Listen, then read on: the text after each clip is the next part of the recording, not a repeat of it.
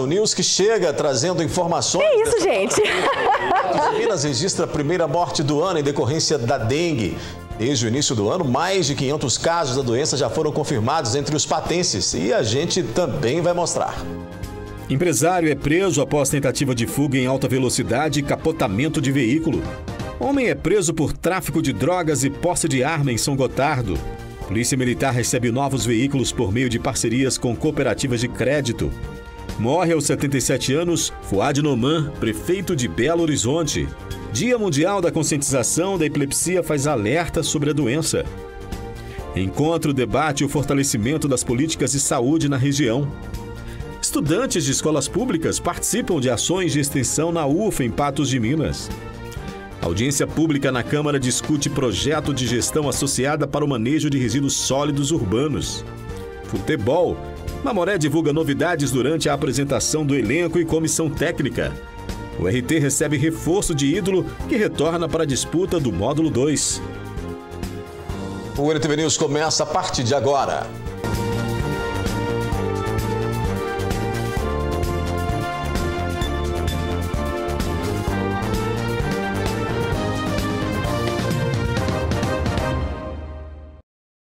Na noite desta terça-feira, o motorista de uma caminhonete se envolveu em acidente de trânsito com o capotamento do veículo enquanto ele tentava fugir da polícia em alta velocidade. A perseguição, que pareceu uma cena de cinema, aconteceu pelas ruas de Patos de Minas assim que o motorista da Rampage Preta avistou uma viatura da polícia no bairro Nossa Senhora Aparecida e deu a fuga sentido a Avenida JK, com destino à Lagoa Formosa. Mas, ao avistar um bloqueio policial já estabelecido, adentrou pela BR-365 e, próximo ao trevo com a MG-54, capotou o veículo. O motorista já é conhecido da polícia e se envolveu em outro acidente há cerca de 15 dias. A Polícia Militar, durante patrulhamento na rua Santa Bárbara, bairro Nossa Senhora Aparecida, ela deparou com esse veículo, uma Dodge Ram de cor escura, sendo que o condutor desse veículo, ao avistar a viatura policial, ele arrancou com o veículo bruscamente, empreendendo fuga da guarnição, sendo que os militares, com a sirene e giroflex ligados, determinaram que ele parasse por diversas vezes, porém o condutor, desobedecendo a ordem policial, continuou a empreender fuga. Então essa fuga empreendida pelo condutor, ela aconteceu por várias ruas de Patos de Minas. Ele chegou em alguns momentos a tentar evadir pela 354, sentido Lagoa Formosa. Posteriormente ele acessou, verificando que Lagoa Formosa estava a postos na rodovia para fazer o cerco e bloqueio. Ele retornou para Patos de Minas, acessou a BR-365, sentido Varjão de Minas. Porém, no início da perseguição, todo o perímetro, tanto de Patos de Minas quanto das cidades circunvizinhas, foram acionadas e o cerco foi feito. O cerco e bloqueio foi feito de forma eficaz, sendo que aqui na BR-365, próximo aqui ao entroncamento aí com a 354, próximo ao trevo da Pipoca, ele veio a perder o controle direcional do veículo e capotar. O condutor, de 40 anos, ele já tem outras ocorrências, outros envolvimentos em fatos, em crimes de trânsito semelhantes a esse.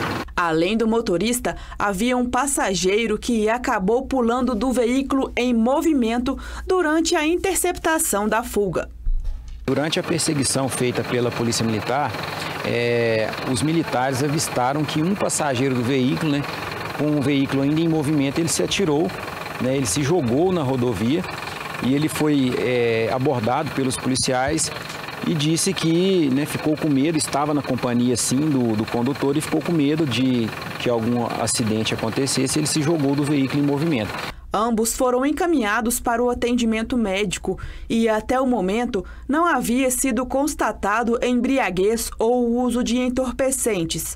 A ocorrência foi registrada e, posteriormente, o motorista será conduzido à delegacia da Polícia Civil de plantão. Ele foi encaminhado ao hospital, atendido aqui pelo médico do SAMU, e essa verificação será realizada, né, através aí dos médicos que vão atendê-lo aí no hospital.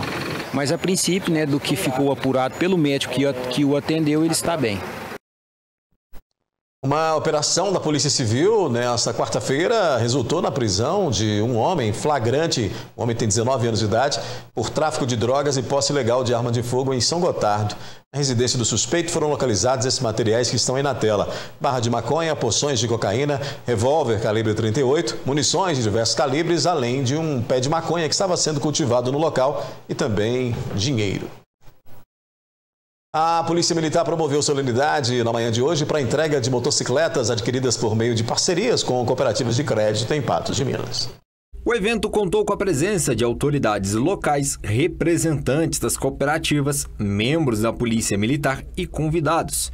Durante a cerimônia, foi ressaltada a importância das novas motocicletas para o reforço da segurança no município. O GPMO, especializado em patrulhamento ágil e operações em áreas de difícil acesso, agora poderá atuar com mais eficiência no combate à criminalidade e na prevenção de delitos.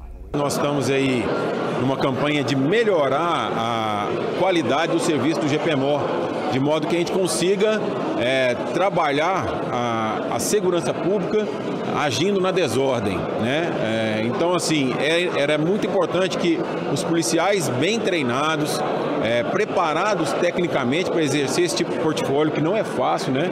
É um portfólio que exige coragem, exige técnica, exige profissionalismo e abnegação dos policiais militares para estarem nessas motos e fazer segurança pública na ponta da linha. Então, com esse preparo que nós já tínhamos com os policiais militares, era necessário que nós evoluíssemos também a capacidade de máquina, né? A capacidade motora, ou seja, tivéssemos um binômio adequado, preparo técnico do policial militar e melhor aparato possível. Então nós buscamos a melhor moto que pudesse atender essas condições.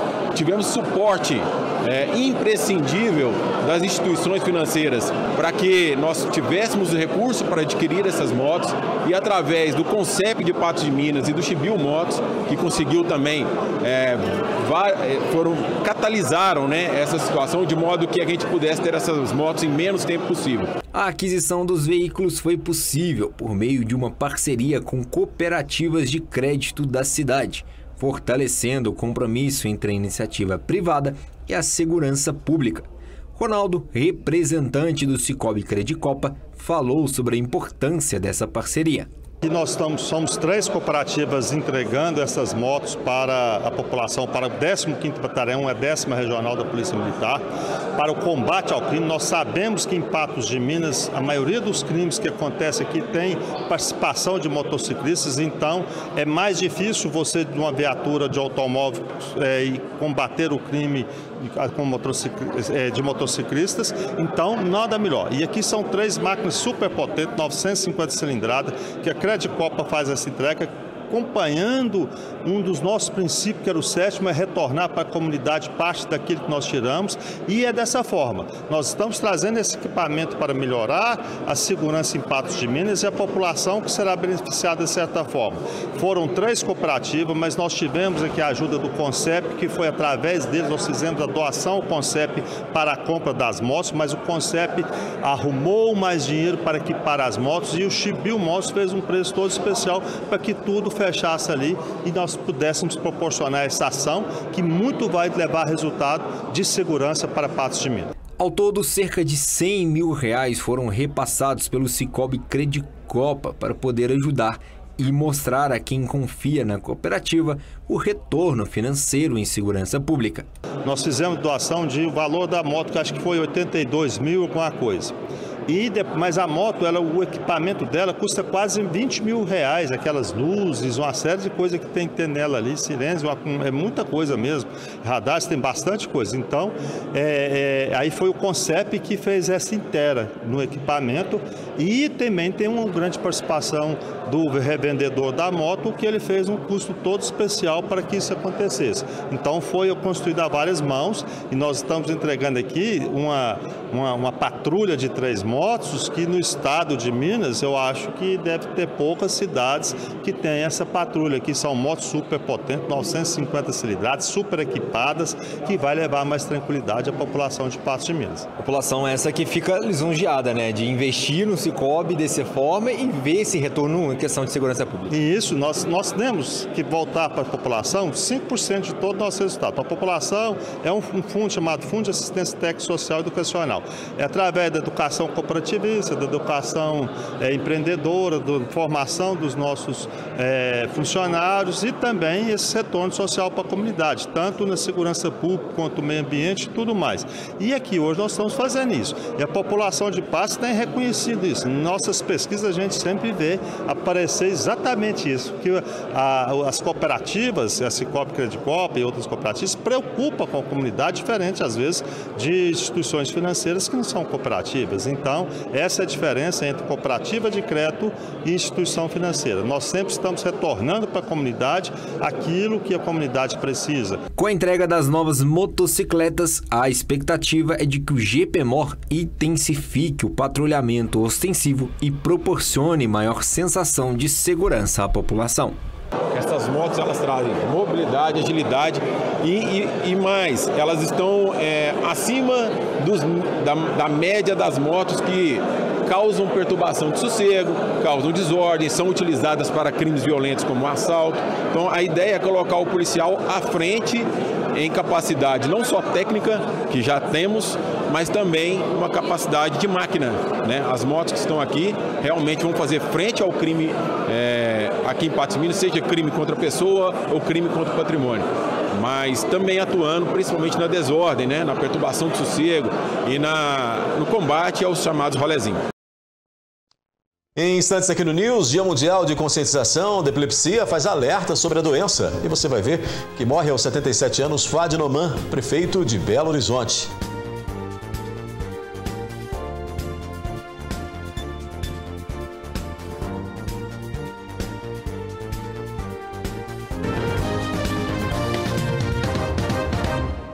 Morreu hoje, aos 77 anos, o prefeito de Belo Horizonte, Fuad Noman. Ele estava internado desde o dia 3 de janeiro devido a complicações de um linfoma não Hodgkin. Fuad Noman ficou mais conhecido devido à sua trajetória como prefeito da capital mineira, mas a sua carreira envolveu diversos outros cargos políticos. Fuad Jorge Noman Filho tinha 77 anos. Natural de Belo Horizonte, foi funcionário de carreira do Banco Central do Brasil e atuou em várias posições no serviço público. Foi diretor do Banco do Brasil e presidente da Brasilprev. Atuou como secretário estadual de Fazenda e de Transportes e Obras Públicas em Belo Horizonte, além de ter comandado as secretarias extraordinárias de coordenação de investimentos e da Copa do Mundo de 2014. Também foi consultor do Fundo Monetário Internacional e presidente da Companhia de Gás de Minas Gerais, a Gasmig. Em 2020, foi eleito vice-prefeito e assumiu a prefeitura em 2022, com a saída de Alexandre Calil. Economista e pós-graduado em Programação Econômica e Execução Orçamentária, Fuad era casado há 51 anos, tinha 2 filhos e 4 netos. Fuad Noman se licenciou da prefeitura no início de janeiro após ser hospitalizado. O seu vice, Álvaro Damião, é o novo prefeito da capital mineira. 26 de março é o Dia Mundial de Conscientização sobre a Epilepsia, uma data criada para aumentar a conscientização sobre a doença. O Dia Mundial de Conscientização sobre a Epilepsia visa aumentar a conscientização, pois, apesar de parecer atual, essa condição afeta pessoas desde a Idade Média, onde a epilepsia era considerada uma manifestação espiritual, frequentemente associada à ideia de possessão demoníaca, o que trouxe aos portadores um sofrimento adicional imposto pelo preconceito. Epilepsia é uma doença que está no nosso meio já desde a antiguidade. Se a gente for pegar relatos históricos, desde 4.000 a.C., a gente já convive com a epilepsia. E desde tempos imemoriais, a epilepsia é cercada de preconceito. A gente não precisa achar que esses indivíduos apresentam algum grau de limitação. A maioria dos indivíduos, em absoluto, são indivíduos que não têm nenhum tipo de contraindicação né, de exercer uma atividade laboral, de trabalhar, e é de extrema importância nesses indivíduos serem inseridos na sociedade, no mercado de trabalho. Então, a mensagem é realmente tratar o indivíduo epilético com respeito e que se dê oportunidade a isso. A epilepsia afeta milhares de pessoas no mundo, mas ainda é cercada de estigmas e desinformação. No Dia Mundial da Conscientização sobre a Epilepsia, vamos romper o silêncio e falar sobre essa condição que afeta não somente os pacientes, mas também familiares e comunidades. É hora de esclarecer as dúvidas e impor mais respeito e igualdade a pessoas que sofrem com a epilepsia. Quando a gente fala epilepsia, a gente tem várias doenças, né, que têm em comum anormalidades elétricas cerebrais. Essas anormalidades elétricas cerebrais, elas podem se manifestar de formas extremamente distintas, né? Você tem pacientes, por exemplo, que são epiléticos, que apresentam às vezes 1, 2 crises no decorrer de suas vidas. E você tem pacientes epiléticos, por exemplo, que têm 10, 20 crises, né? Por exemplo, em um dia.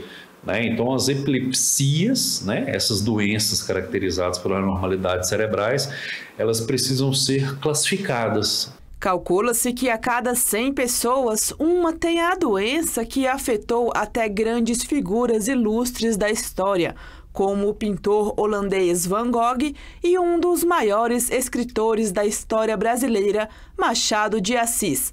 Cada um com um grau diferente da doença e com tratamentos especificados. O tratamento ele é baseado, né, no tipo de crise que a pessoa apresenta. Então, você tem pessoas, por exemplo, que têm crises parciais, como eu exemplifiquei, por exemplo, crises que a pessoa tem alterações visuais, ou alterações auditivas, ou alterações de sensibilidade, né? Essas pessoas, por exemplo, elas não perdem a consciência, né? Elas têm como protocolo determinados tipos de medicamento.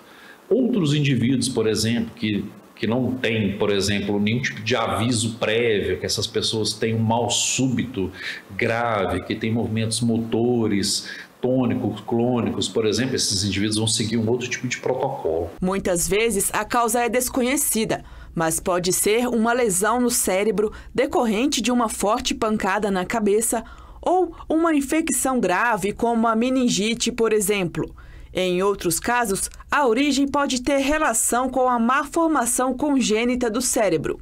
E é importante destacar que o ataque epilético e a convulsão não são a mesma coisa. A convulsão, por exemplo, ela é algo frequente também em outras doenças. Então, a pessoa, por exemplo, tem um acidente, cai, bate a cabeça, tem uma crise convulsiva. Essa pessoa é epilética? Não, essa pessoa não é epilética. A pessoa teve uma dengue grave, está internada, tem uma crise convulsiva? Não quer dizer que é epilético. A pessoa teve um AVC que se seguiu uma crise convulsiva, também não é epilético. Então, a gente precisa entender, né, alguns conceitos relacionados realmente à epilepsia, né? Para familiares e amigos de pessoas que convivem com essa condição, a atenção deve ser redobrada para saber como proceder ao presenciar uma crise. O principal é não perder a calma. Então, se você presenciar uma crise convulsiva, né, na maioria das vezes, você vai pegar essa pessoa, você vai, se você estiver sozinho, você vai deitá-la e você vai, inicialmente, elevar o mento, né, elevar o queixo e rotacionar, né, lateralizar, né, a cabeça da pessoa para que a pessoa não vomite e aspire, né, aquele conteúdo. Ou então, por exemplo, às vezes você tem uma salivação excessiva e essa pessoa aspire aquela salivação excessiva.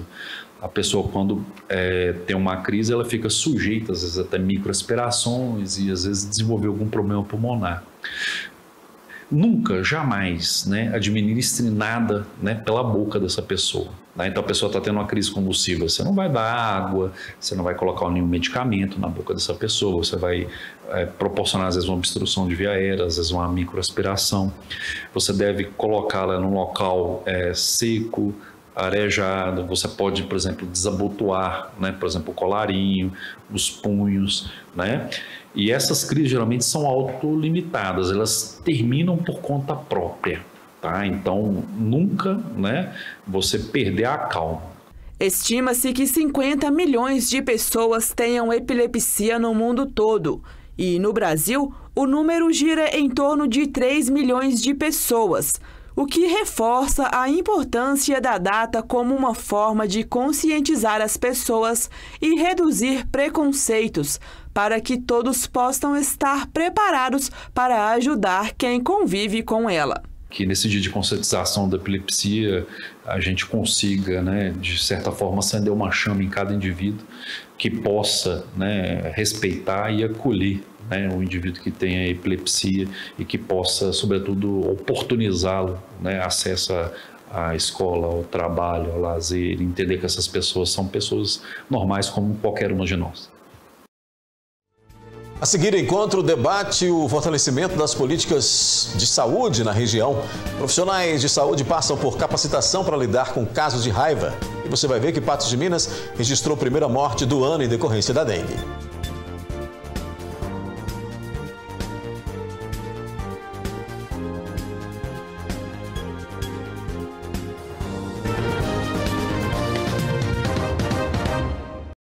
Patos de Minas registrou a primeira morte por dengue em 2025. A informação foi confirmada pela Prefeitura por meio desta publicação que está na tela nesta quarta-feira.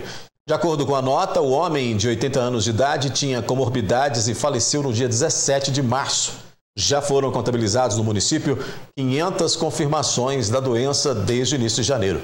O boletim atualizado deve ser divulgado na próxima sexta-feira. A recomendação permanece, ficar atento aos sintomas da dengue e não se esquecer de eliminar toda a água parada nas residências e também locais de trabalho.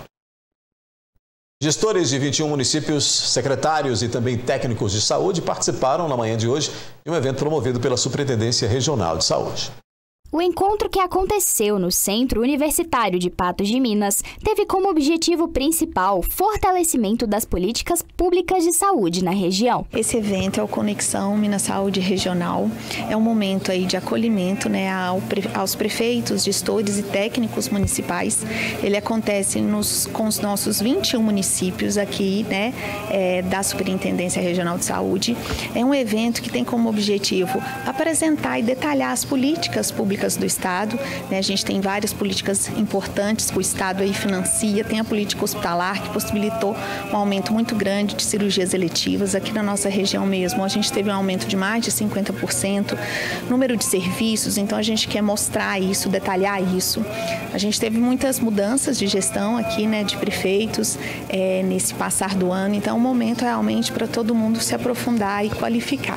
Prefeitos da região estiveram presentes para levar cada vez mais conhecimento para suas respectivas cidades. Essa conexão entre os municípios, os consórcios e entidades para buscar soluções inovadoras para a saúde, nesse momento dessas reuniões que a gente consegue buscar essas inovações e levar para os nossos municípios. É de suma importância nessa integração entre os municípios para a gente levar conhecimentos para a nossa população. A saúde é um dos momentos mais importantes em cada município, Cada município tem os seus deveres, todos são iguais, porém, cada um com seus diferentes atuações. E o trabalho não para por aqui. É necessário uma ação conjunta e muito aprendizado para que a população possa usufruir de um serviço cada vez melhor. É um momento também da gente pensar nos desafios, quais os pontos a ser melhorados, e também, de posse dessas informações, o gestor pode planejar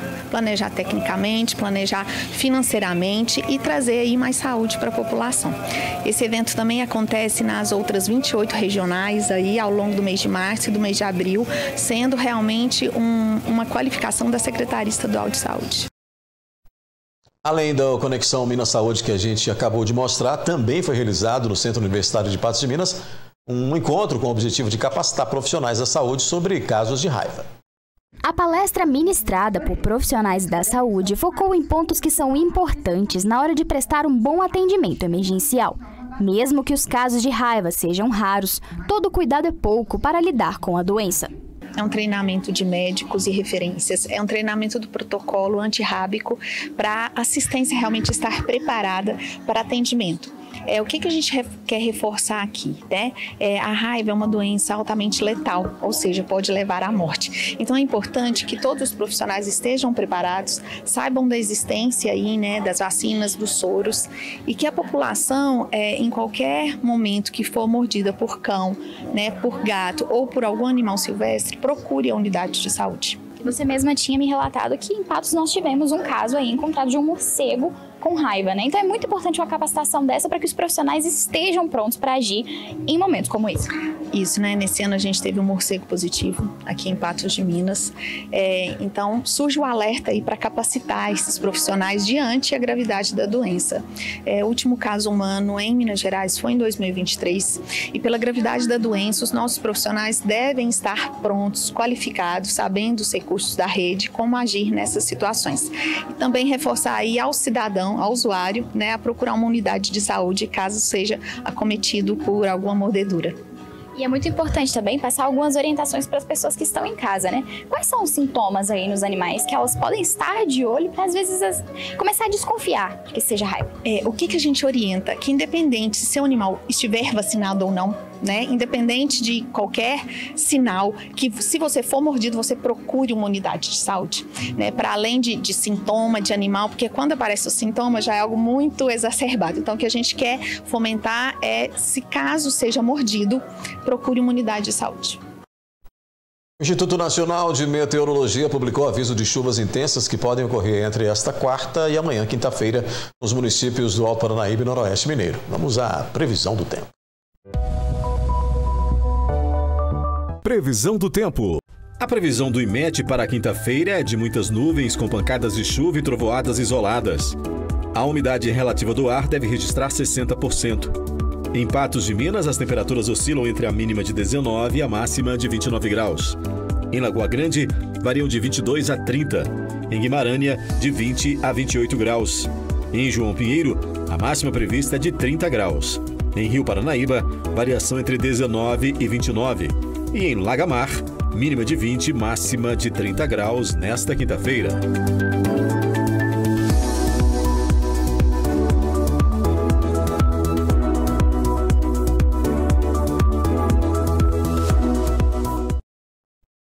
Depois do intervalo, a gente fala de futebol. Mamoré divulgou novidades durante a apresentação do elenco e comissão técnica. E o RT recebe reforço de ídolo que retorna para a disputa do módulo 2.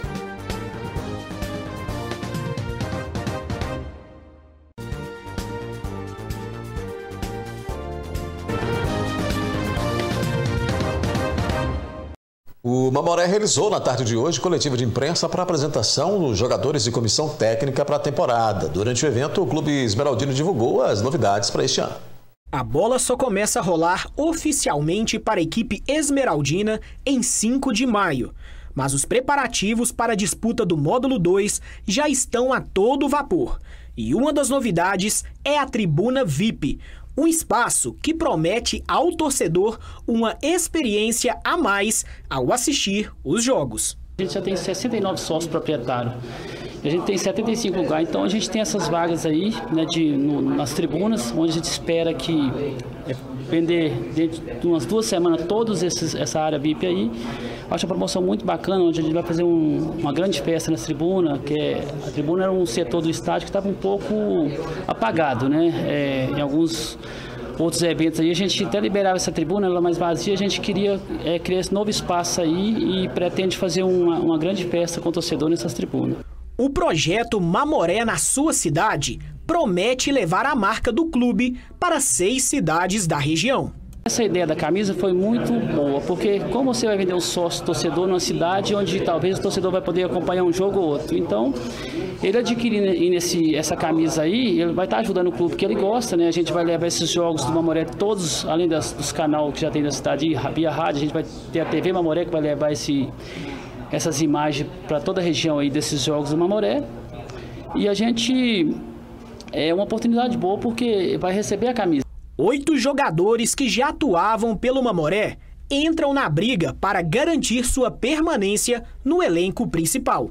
Está com 20 atletas contratados, o elenco todo fechado, não tem espaço, não tem vaga para mais ninguém. A gente subiu 8 atletas da casa. A gente acredita que pelo menos de 5 a 6 atletas desses aí e eu tenho certeza que 4 vai brigar por posição.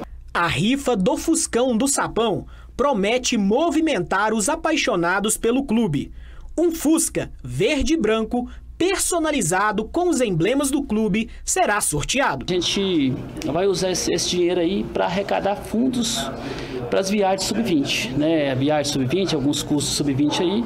A gente acredita num grande sucesso dessa ação aí, né? São apenas R$100. Você vai poder acompanhar todos os jogos sub-20, né? Lembrando, torcedor, que hoje a gente tem que jogar muito limpo, né, Paulo? A gente tem 5 jogos em casa, mas até o presente momento a gente tem perda de 2 mandos de campo, né? Então a gente tem 3 jogos confirmados aqui. Mas a gente sabe que isso aí não teria nenhum problema, que o torcedor compra para ajudar, né? O treinador Gustavo Brancão destaca que as expectativas para o novo elenco são positivas. A expectativa nossa são as melhores possíveis, dentro daquilo que a gente está formando o nosso elenco. A gente está bem assim, pés no chão, né? Sem muito alvoroço, mas eu acredito que aquilo que nós estamos montando, os jogadores, né? O elenco, as peças com as quais nós estamos aí anunciando, a gente está bastante feliz, né? Expectativa até melhor daquilo que a gente esperava, né? Os atletas que estão vindo para cá, confiando no projeto do clube, principalmente, que o clube é muito maior do que eu, do que Marcelo, do que todo mundo, né? Estou feliz. A torcida pode esperar a minha posição, muita garra, muita determinação, trabalhar para que a gente consiga fazer um bom campeonato aqui e conseguir colocar o Mamoré na primeira divisão. Eu conheço já competição forte, competição boa de jogar, e já estou por dentro já da competição, e se Deus quiser eu vim para ajudar que o Mamoré chegar aos seus objetivos. A gente sempre comenta, entre nós jogadores, né, que o módulo 2 é cada vez mais disputado, cada vez mais pesado, né, mais complicado. A gente tem uma fase de grupo, do nosso grupo aqui, que são 6 clubes tradicionais, né, e aí começa o campeonato com todo mundo com o mesmo objetivo, mas às vezes um que tem menos esperado classifica, o outro que já é cotado como classificado já está brigando para cair pelo equilíbrio que é. Mas a gente tem confiança no trabalho que está sendo feito, no elenco que está sendo montado. Temos aqui boas peças, né? Conheço boa parte do elenco e desde que eu cheguei aqui estou muito satisfeito com os jogadores que vêm chegando. Eu tenho dúvida que nós vamos trabalhar muito para conquistar os nossos objetivos e colocar o Mamoré de volta na primeira divisão. Na URT, a quarta-feira foi de treino e com a presença de um ídolo do clube que retorna para a disputa do módulo 2 do Mineiro. A URT começou os treinamentos diários com alguns dos atletas já contratados para a temporada 2025 e contando com o recém-chegado e maior ídolo da história do clube, Ditinho, com 204 partidas e 101 gols. O veterano jogador é o atacante mais velho do Brasil e fez a sua última passagem pela URT em 2012. E agora retornou para escrever mais capítulos gloriosos com a camisa do Trovão Azul. Ainda não vimos, né, nenhum jogador na minha idade, né, estando jogando como profissional. Então, para mim é uma satisfação enorme, né, por estar realizando esse sonho novamente de estar vestindo a camisa do URT. Lógico que, primeiramente, a minha vontade era fazer um jogo, né, o último jogo assim com a camisa do URT, mas as conversas foram indo para frente, outras coisas foram acontecendo e o presidente fez o convite de eu fazer parte do time esse ano. Então eu estou muito feliz, espero conseguir fazer o melhor aí para ajudar a equipe. O paredão Igor Flávio também está de volta ao URT.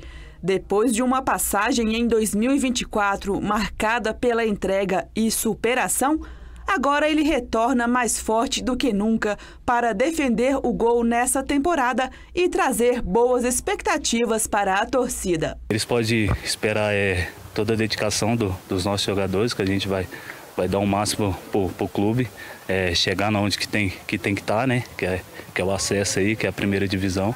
E contamos com o apoio de todo mundo aí que pode vir apoiar a gente, que vai ter coisas boas. Em alguns dias de treinos específicos, os portões da Arena DB estão abertos para que os sócios torcedores possam acompanhar o desempenho do time na temporada, além de conhecer de perto alguns dos jogadores e vibrar com muita expectativa. A expectativa é a melhor possível, né?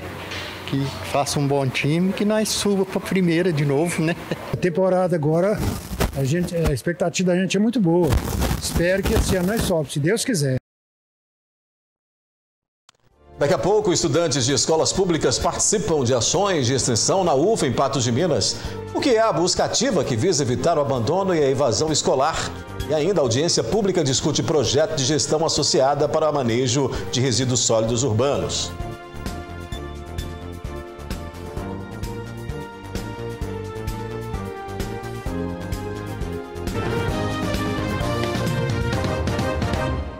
Estudantes de escolas públicas de Patos de Minas e também de municípios vizinhos estão participando de várias ações de extensão que são promovidas pela UFO Patos de Minas. Laboratórios abertos com uma série de projetos apresentados aos estudantes. A iniciativa permite que eles interajam com os materiais e experimentos científicos, estimulando a curiosidade e despertando o interesse pela ciência. Quando a gente está no ensino médio, é muito comum não sabermos para onde seguir, buscar só o que as outras pessoas falam, por exemplo, mas como falar direito, medicina, esse tipo de coisa. Quando a gente apresenta isso para os alunos, é mais fácil para eles verem algo que, eu consigo construir uma coisa dessa, eu consigo construir um projeto igual esse aqui do tanque, ou utilizar uma impressora 3D, que é algo que chama muita atenção. Então essa parte é muito importante por conta disso, para mostrar um universo que às vezes para os alunos eles nunca tiveram, só vendo na TV ou já ouviu um aluno falar, então para essa parte é bastante importante mesmo. A professora Daniele destaca a importância de ações como essa e conta como tudo foi organizado. É um evento de extensão onde o Dica Viajante, que é o Museu Diversão, Consciência e Arte, ele leva um pedacinho do museu lá de Uberlândia, que é do Instituto de Física, e ele traz para os campi da universidade e abre as portas para que pessoas de escolas públicas, do ensino médio, tenham a oportunidade de conhecer a ciência, como ela pode ser divertida e como ela pode fazer parte do nosso dia a dia.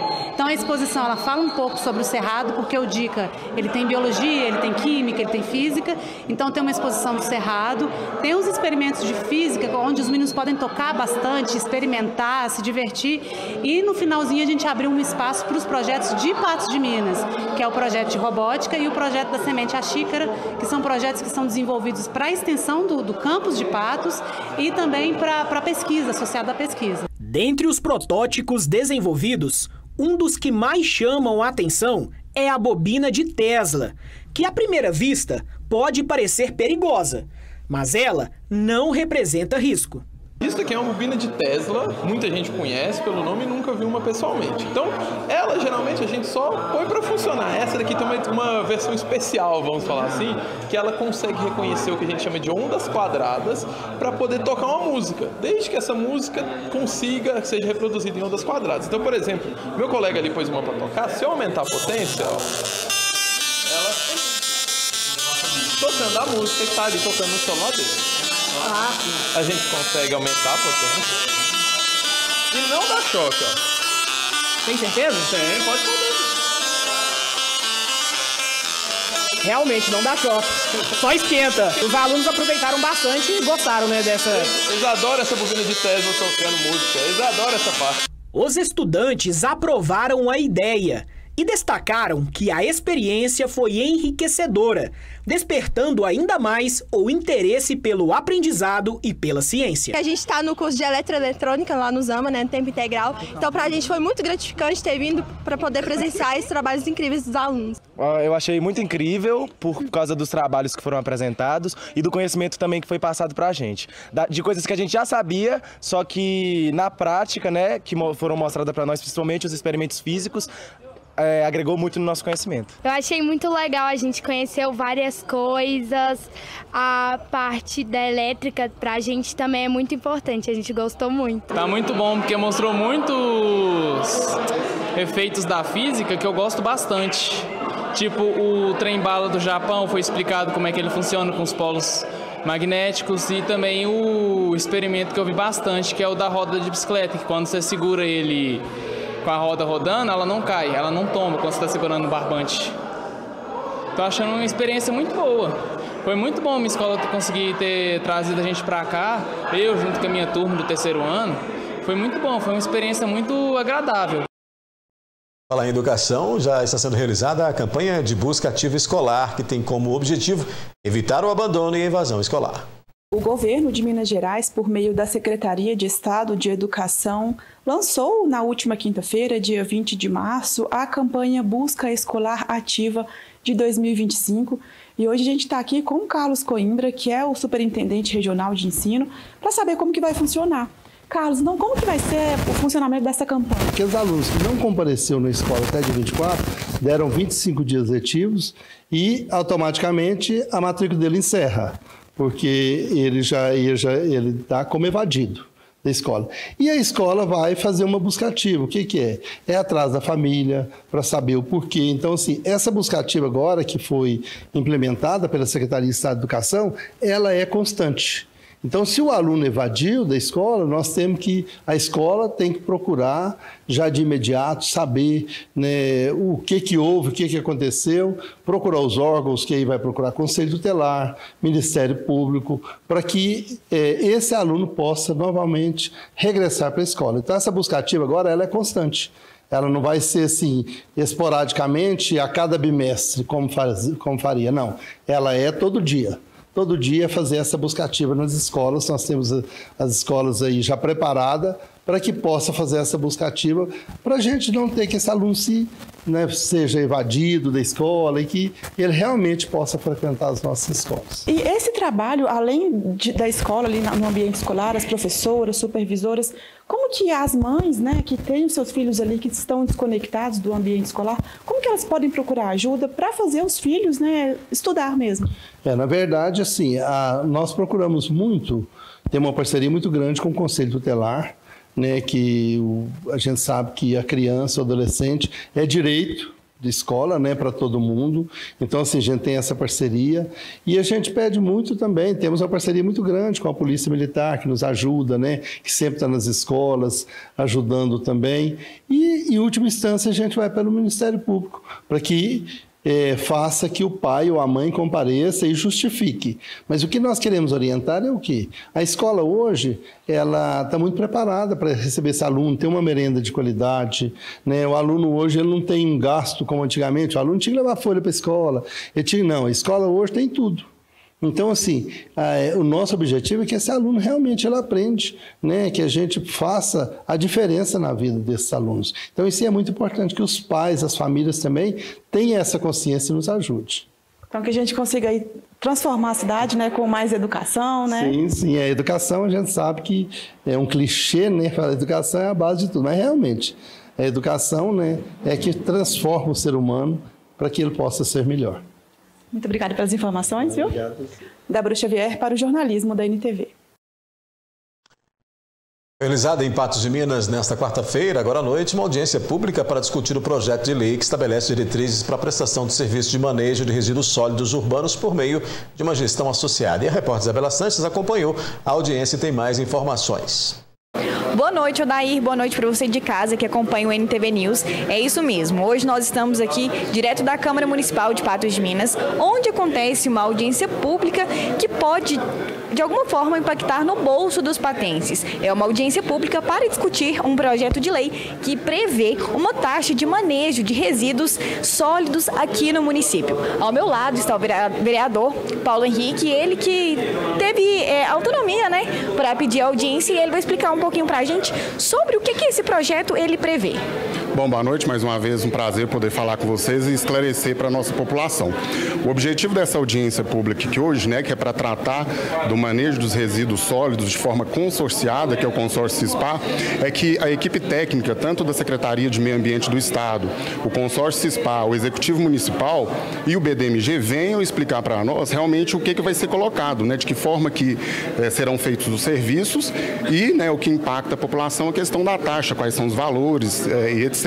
Então, essa foi a iniciativa nossa da Câmara, né, eu como presidente da Comissão de Urbanismo, Trânsito e Transporte, para que a gente tenha segurança de votar o projeto, né, quando ele voltar para a Câmara. Vereador, a gente estava até comentando aqui agora há pouco, né, é uma taxa que ela pode ser substituída já uma taxa que é cobrada no IPTU, é isso mesmo? O que acontece hoje é que tem uma taxa de limpeza, né, que vem no IPTU, mas essa é uma tarifa de coleta de lixo.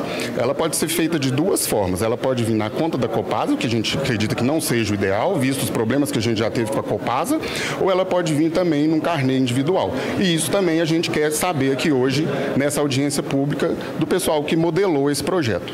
Vereador, na sua visão, caso essa taxa seja aprovada, né, de que forma ela vai poder impactar aqui no nosso município? Na verdade, é complicado falar isso porque a gente ainda não sabe nada sobre, né, os valores, né, qual é o impacto para a população, o tamanho das residências, se a cobrança vai ser relativa a um ano anterior à conta de água. Então, esse impacto, é por isso que a gente está aqui hoje, para escutar sobre essa modelagem e poder ter transparência para poder votar esse projeto com segurança. Vereador, muito obrigada pelas informações. Para você de casa, você irá acompanhar, né, todos os detalhes da audiência pública amanhã nos nossos telejornais. Isabela Sanches para o jornalismo da NTV. Obrigado, Isabela. Essas informações a gente fecha, então, portanto, a edição de hoje do NTV News. Voltando amanhã. Ótima noite para você e até lá.